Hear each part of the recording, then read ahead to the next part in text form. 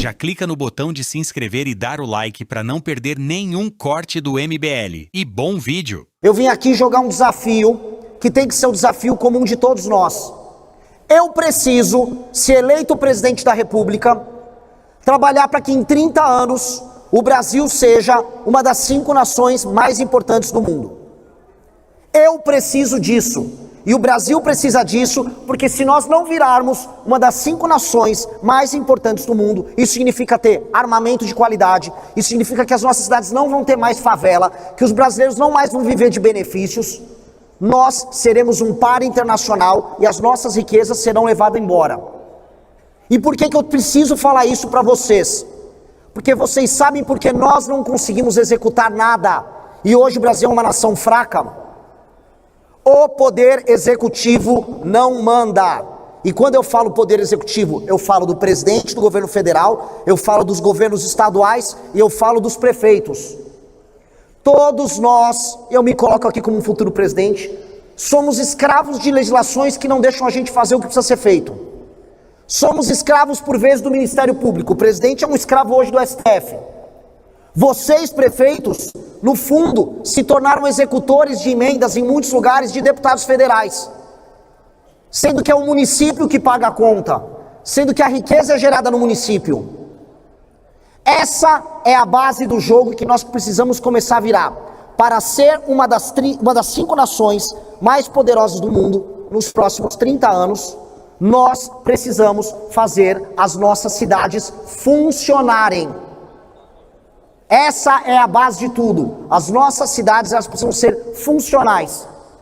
E aqui eu começo o meu pedido e o meu desafio para todos vocês. Se esse louco aqui, se o Renan Santos vencer a presidência da República, o que esse cara pretende junto a vocês, os municípios?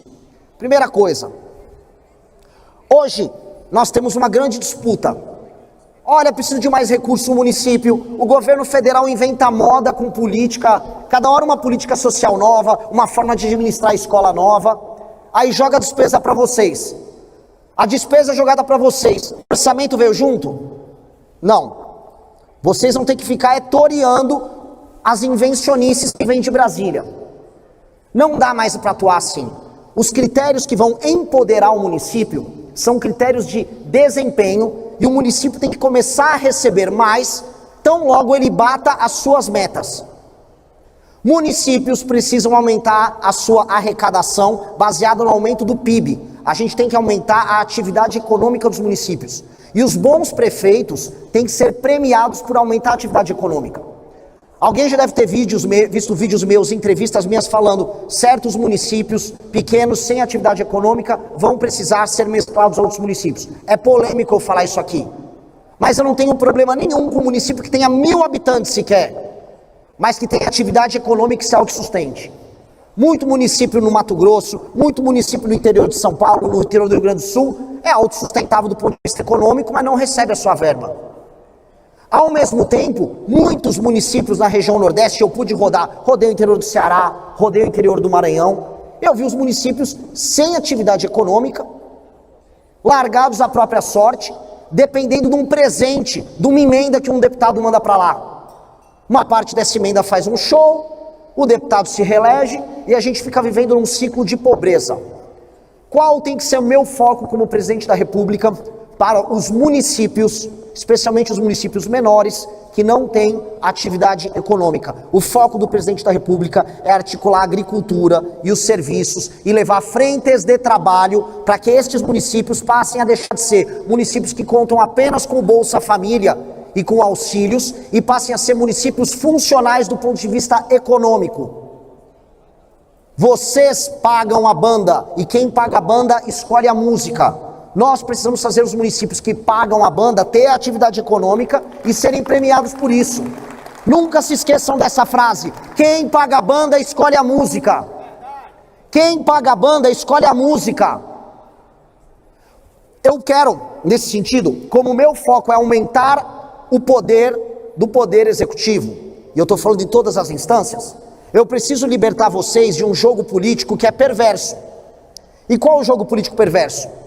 Os partidos focam todas as suas estratégias políticas e o sistema político em Brasília é construído para que o deputado mande em você.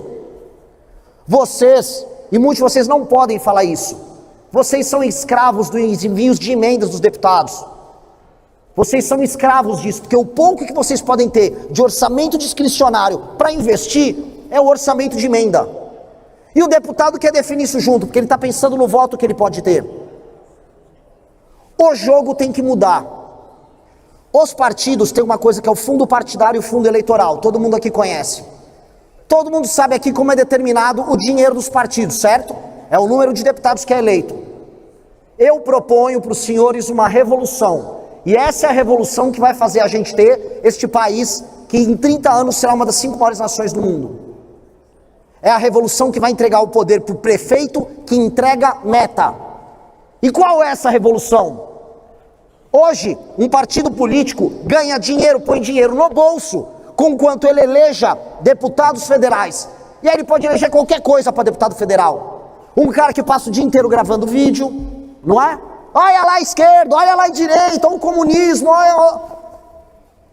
Ou um deputado que só quer cuidar da emenda e a distribuição da grana para os apaniguados deles, tratando o prefeito como um mero repassador e executor dos planos deles. Nada disso.